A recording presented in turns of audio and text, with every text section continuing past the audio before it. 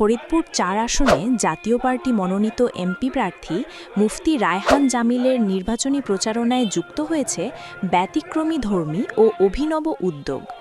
আজ সকাল ১১টায় চরভদ্রাসন উপজেলার হাজীগঞ্জ বাজারে লংম্যান ব্যবহার করে নির্বাচনী প্রচারণা চালানো হয়।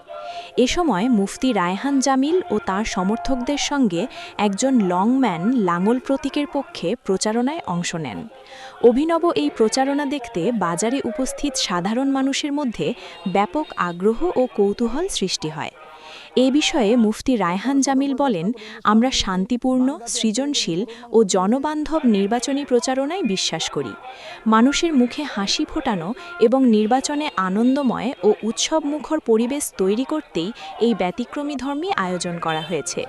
স্থানীয়দের মতে এমন ব্যতিক্রমী প্রচারণা নির্বাচনী মাঠে নতুন মাত্রা যোগ করেছে এবং ভোটারদের মধ্যে ইতিবাচক সাড়া ফেলেছে।